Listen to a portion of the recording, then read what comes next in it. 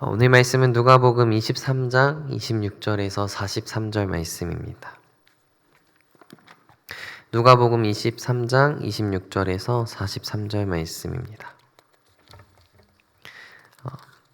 한 절씩 교독하여 읽고 마지막 절은 함께 읽도록 하겠습니다. 그들이 예수를 끌고 갈 때에 시몬이라는 구레네 사람이 시골에서 오는 것을 붙들어 그에게 십자가를 지워 예수를 따르게 하더라.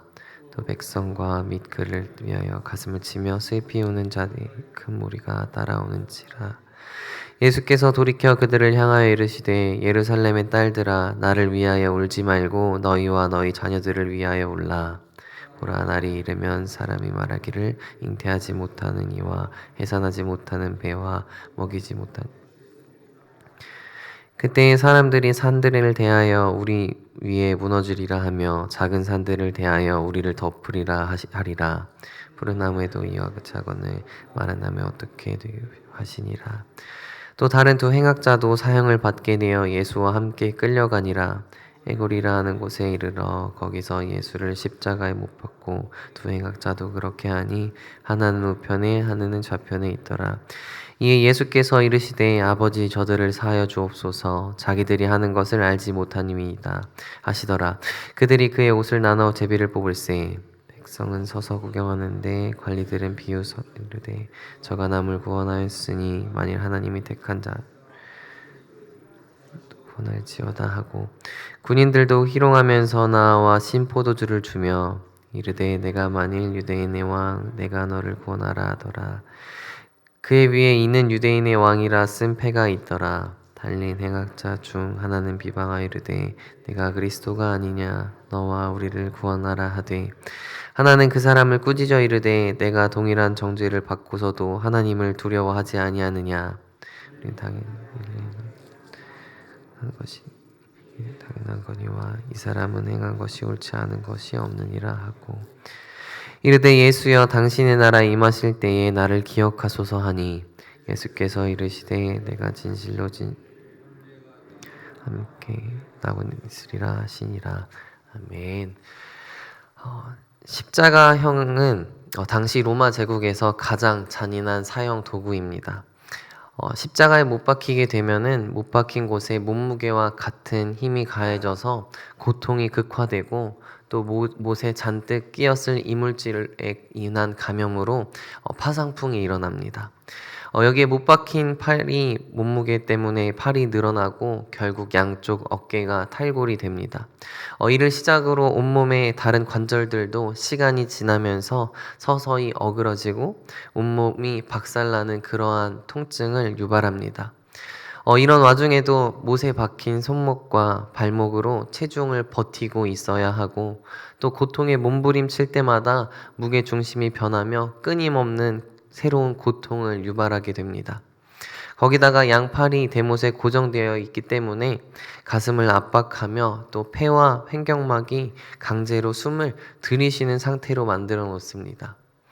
때문에 사형수는 숨을 쉬기 위해서 손목에 박힌 못에 또 발목에 힘을 줘서 몸을 들어 올려야만 합니다. 그야말로 숨을 한 번 쉬기 위해서 상상을 초월하는 고통을 받게 되는 것입니다. 그렇다고 해서 힘을 빼버리면 또 다시 숨을 쉬지 못하는 상태로 돌아오게 됩니다. 결국 이 과정을 탈진할 때까지 또 질식사할 때까지 계속해서 반복하게 됩니다. 현대 연구에 따르면 십자가형의 수용자들은 못 박힌 상태로 대략 1000번 정도 기절했다가 깨었다가를 반복하며 이 과정은 그야말로 죽고 싶어도 죽을 수 없는 상태라고 이야기합니다. 그렇기 때문에 십자가는 가장 잔인한 형벌이었습니다. 그러나 오늘은 예수님의 십자가는 고통과 고난의 도구가 아닌 구원의 통로가 됩니다. 오늘 말씀을 통해서 십자가의 은혜를 다시 한번 생각하는 시간이 되기를 소망합니다. 예수님은 빌라도에게 끌려 나와서 처형 장소로 가셨습니다. 형이 확정된 죄수들은 예루살렘 거리를 지나 성 밖에 있는 처형 장소로 자신의 십자가 형틀을 지고 가야 했습니다. 예수님은 자신의 십자가를 지고 가기 시작하셨지만 지난밤에 혹독한 채찍질로 지칠 대로 지쳐있는 상태였기 때문에 십자가를 지고 갈 만한 그만한 힘을 가지고 있지 않았습니다. 마침 그때 구레네 시몬이 예수님의 십자가를 대신 지고 골고다 언덕으로 가게 됩니다.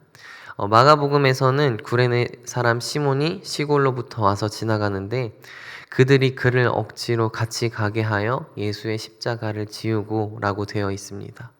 구레네 시몬은 예수님과 관련된 사람이 아니었습니다. 자발적으로 십자가를 대신 지겠다고도 이야기하지 않았습니다. 억지로 예수님의 십자가를 지고 간 것입니다. 또 다른 두 죄수들도 사형을 받게 되어서 예수님과 함께 끌려갑니다. 골고다 언덕에 도착한 이후에 한 사람은 예수님의 오른쪽에 또 한 사람은 예수님의 왼쪽에 못 박혔습니다. 예수님의 최후를 맞이하는 모습을 본 사람들의 반응은 다양합니다. 예수님을 위해서 슬퍼하는 사람들도 있었지만 많은 사람들은 예수님을 비웃었습니다. 유대 종교 지도자들은 자신들의 성공을 만족하며 기뻐했을 것입니다. 병사들마저도 예수님을 조롱합니다. 그러나 예수님은 침묵하시며 그들을 용서하는 기도를 드리셨습니다. 하나님의 뜻에 순종하기 위해 기도하셨던 예수님이 이제 자신을 십자가에 못 박은 이들을 위해서 기도하셨습니다. 그들의 무지를 용서하시고 또 긍휼히 여기시고 그들의 악함을 용서해달라고 기도하신 것이었습니다. 예수님의 죽음은 그들을 위해서 죽는 것이지 그들 때문에 돌아가시는 것이 전부가 아니었기 때문입니다. 예수님은 내 원수를 사랑하라고 선포하신 예수님의 말씀대로 마지막까지 사시는 모습을 보여주셨습니다. 십자가에서 예수님이 못 박히셨습니다. 그런데 거기에 죄패가 걸려 있습니다. 죄패에는 유대인의 왕이라고 적혀 있습니다. 그런데 참 모순적인 말입니다. 왜냐하면 왕들은 보좌 위에 앉는 존재이지 십자가에 달리는 존재가 아니었기 때문입니다. 예수 그리스도라는 이 왕은 십자가에 달린 왕으로 등장하셨습니다. 예수님께서 그날 보좌에 앉으셨다면 오늘 이 자리에 하나님 앞에 나올 수 있는 사람은 단 한 사람도 없었을 것입니다. 로마서 3장 23절 말씀에 보면 모든 사람이 죄를 범하였음에 하나님의 영광에 이르지 못하더니 라고 이야기하고 있습니다. 예수님께서는 가장 낮은 자리, 또 가장 천한 자리, 죄인의 자리, 십자가에 달리셨습니다.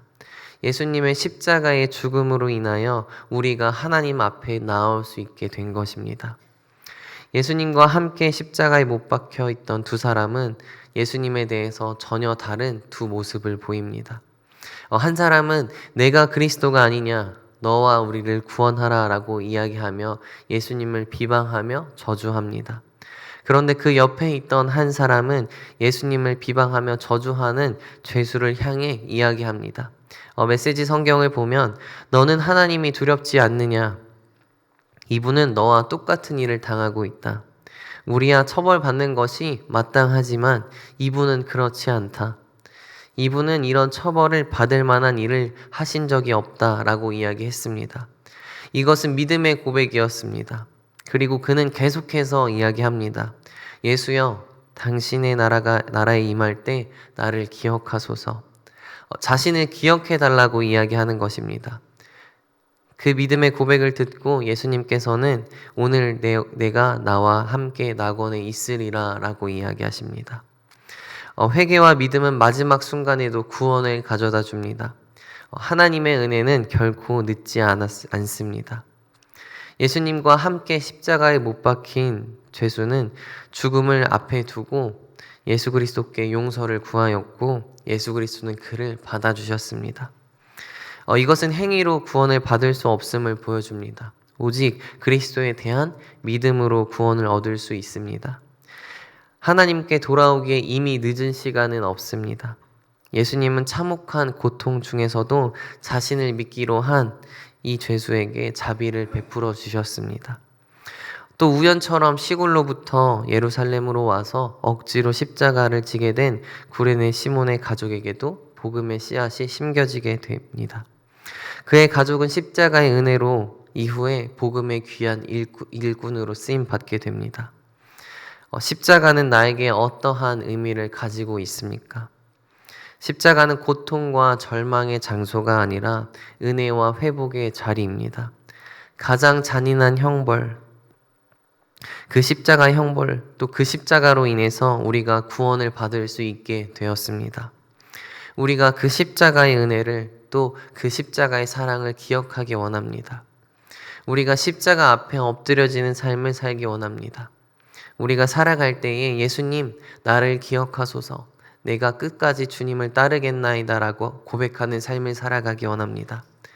잔인하고 엄청난 고통의 십자가 형벌이지만 나를 사랑하시기 때문에, 나를 구원하시기 위해 그 십자가에 달리신 예수 그리스도의 사랑을, 또 그 십자가의 은혜를 기억하기 원합니다. 또 나만 아는 것에서 그치는 것이 아니라 그 십자가의 은혜를, 또 그 십자가의 사랑을 전하는 삶을 살아가는 우리들이 되길 간절히 소망합니다. 기도하겠습니다. 사랑의 하나님, 감사합니다. 하나님, 우리가 예수 그리스도의 십자가 사랑을 기억하기 원합니다. 나를 위해 그 고통스러운 십자가에 못 박히신 예수 그리스도의 사랑을 기억하며 살아가기 원합니다. 하나님, 우리가 그리스도의 사랑을 전하며 살아갈 수 있도록 도와주옵소서. 우리가 먼저 그 은혜로 살아갈 수 있는 힘과 능력을 우리들에게 허락하여 주옵소서. 감사합니다. 예수님의 이름으로 기도합니다. 아멘.